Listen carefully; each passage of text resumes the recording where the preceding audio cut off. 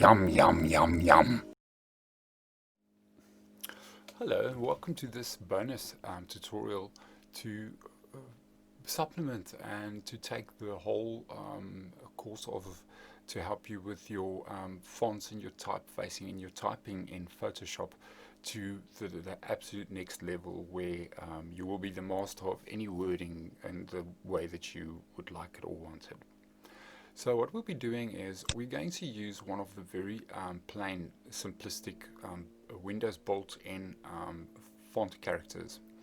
And we'll be changing a few things to it which will give us the opportunity to really go in and give it some detail and change it completely to anything that your heart desires. But I'm going to write font. I always suggest that you try and get, if you want to make your own stylistic wording, to start off with a base font that is as close to the match of what you have in mind, to avoid having to spend a lot of time changing something that's so far off of your desired font that you end up burning hours when it's not needed. So if you want something round, use something with rounded corners. If you want something tallish, use something tallish. Try and look for what you have in mind and take that font and manipulate it to your heart's desire. So I just wrote font. This is a text layer. So now if you double click on that, we can continue typing. All right. So now what I'll be doing is I'll be changing this to a shape. But before I do that, I'm going to show you a common pitfall. If you use the font, the Fox Bold switch on your fonts, it's probably going to be engaged. So when you try to change this to a shape, you just right click on the name and you say convert to shape. It will give you this error. Alright, just ensure that your Fox Bold setting is disengaged. So now we're going to right click and convert to shape. So this changed this this layer to something that we can't double click and continue typing anymore. It gives us the color for anyway, let's change it while it's open. That's why it's important to get your word the spelling correctly before you go ahead and do all the work. But it's easy to replace characters or to add characters. So if you use the path selection tool, you'll see that I can grab any one of these guys and move it to where I would like it. I can scale these guys up individually. Alright, so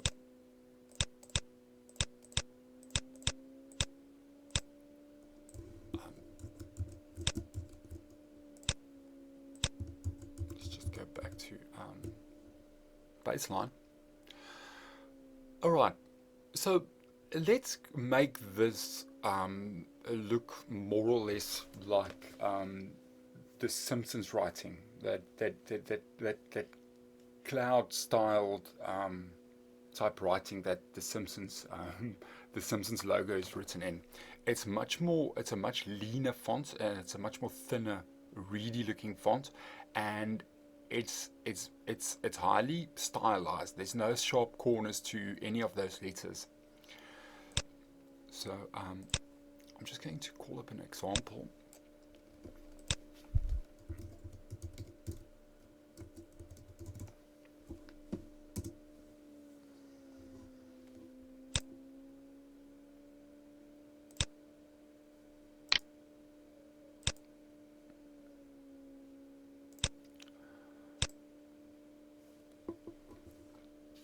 So here we have the stylized Simpsons font. So let me see if I can get a higher resolution example of that.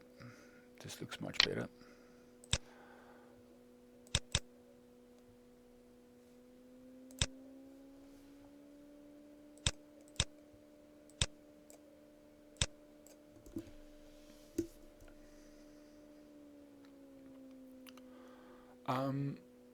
There we go. So let's go ahead and do that. To start, select the shape, and let's get all of these corners round. You'll see now if we move one of those vertices, it'll have a sharp style point to it. Okay, we can manipulate that by using the convert point tool. So you'll click on one of the points and just drag and just unscramble it and give all of them the opportunity to be not as square.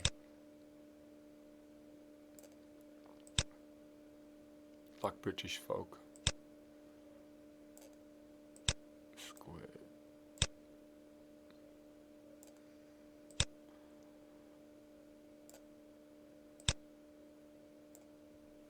Right.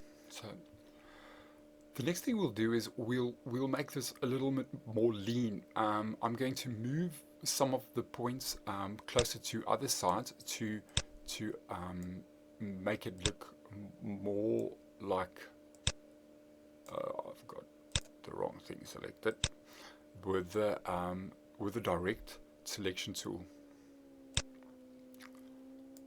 something like that. Okay, and those two. Okay, let's see how far we. All right, so it's not as fattened out to the end, the bottom horizontal piece of the F. So let's move this one up a little bit. Let's see how round it is at the end.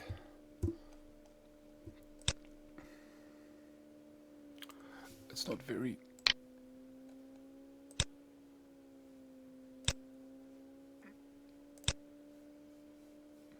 Oh, that's much better.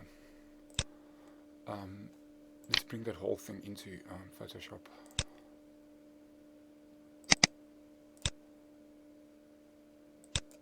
And we can take that layer and just bring it over here for reference. Alright, so that's the F. That's the F. I'm just going to cut that out. Move that thing aside and bring only that F closer. And I'm going to scale it up so that we can see the finer details on it. Alright, so there's a little bit of a bump there. That's a sharp corner. So yeah, let's do that. I'm not going to use a sharp point to make it seem as if it's sharp. So just after I click that bezier handle, I hold the Alt button in and I drag it, and then I leave the mouse button and then I leave the Alt button. Alright, so now we've got these two handles are independent of each other, but they still influence the same point. Alright, so it's got a little bit of a hump there, and again I'm going to drag, press Alt and move this, leave the mouse button and then leave Alt.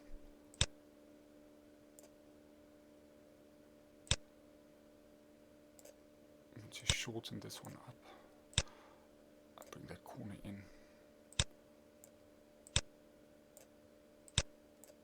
We've got a rounding in there, so I'm going to take that guy there, and it doesn't go down there. It's again a little bit of a sharp corner, kind of a little bit higher than that area of that horizontal line. Something like that, and maybe a little bit further out from this guy. So this dude I'm going to stick there, and I'm going to use again the Alt button to make that a little bit of a sharper corner, and I'm going to shorten this and bring it in like that. This guy as well. This is quite a big rounding. I think we can get away with only using this point. I'm going to put it much lower, and I'm going to push this up something like that. Alright, you'll see there's a little bit of a hump there. So I'm going to add another point there. I'm going to move that point just a little bit out, and I'm going to use those handles without sharpening them. I'm going to push this in to give us that little bit of a hump.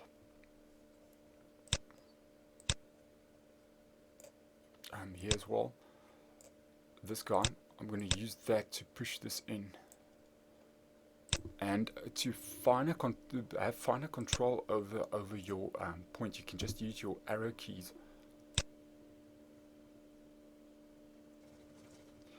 My rounding is not matching this guy, so I'm just going to intensify that a little bit, like so.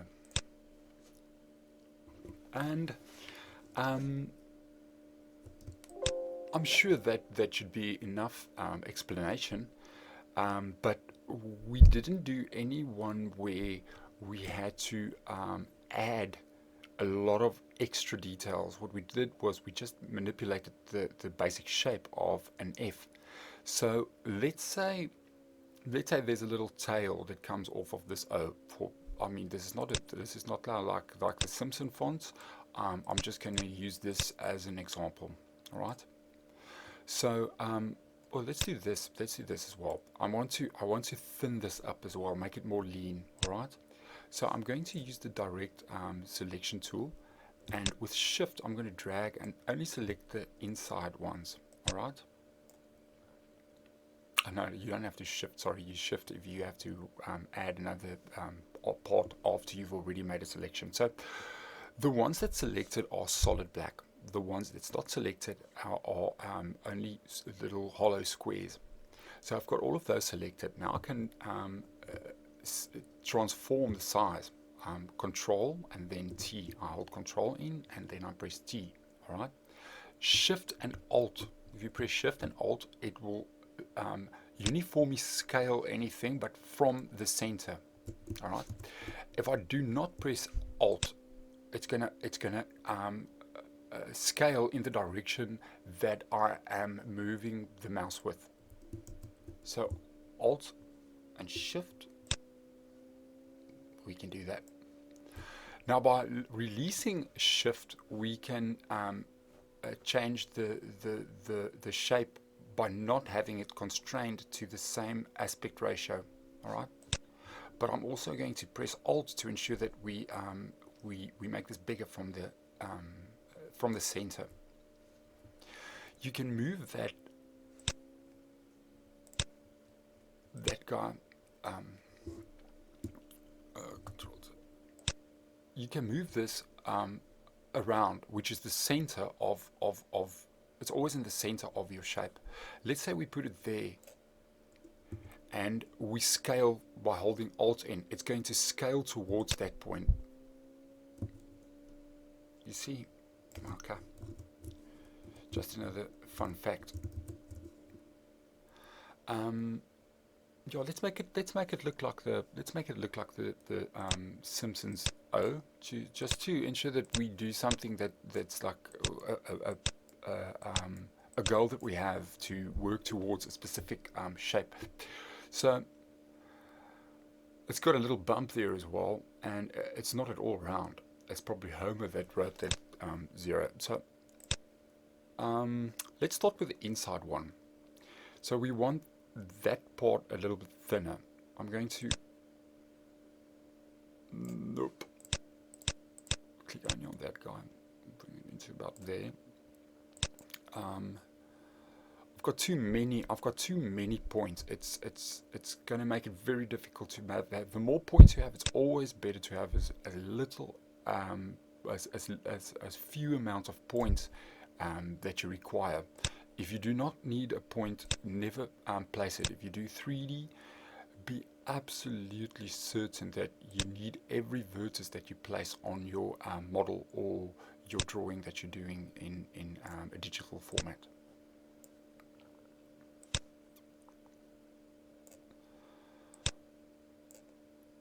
So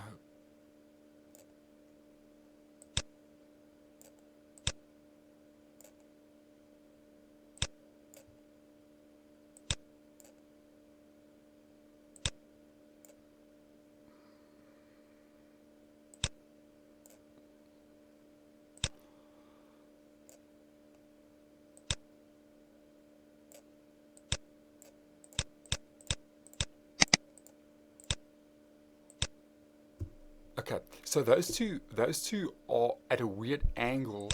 They are dependent on one another.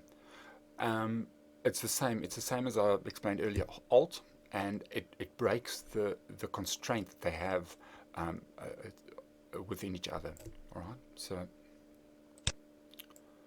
okay, now there's a sharpish corner here, but as well, I'm going to remove some of these points.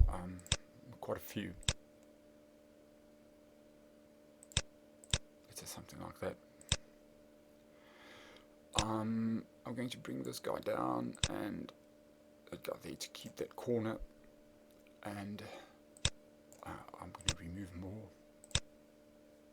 even more.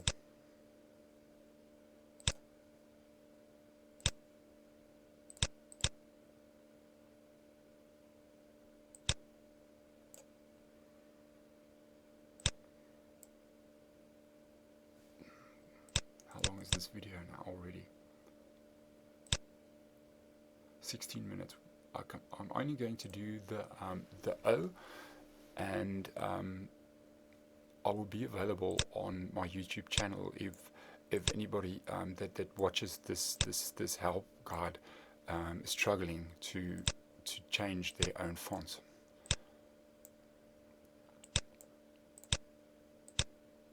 It's not exactly, but it's close. So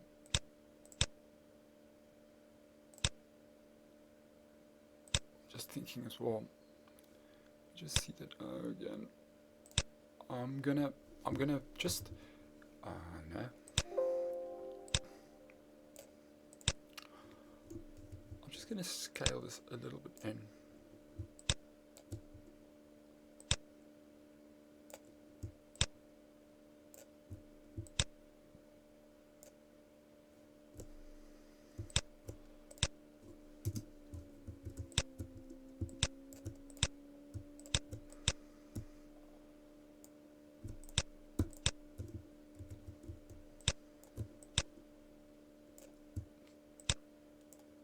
And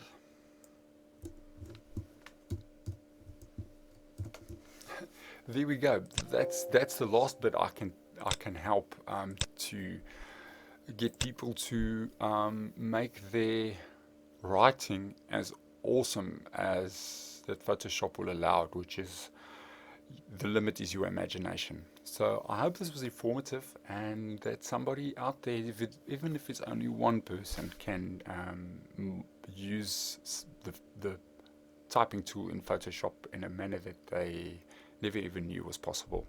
So goodbye.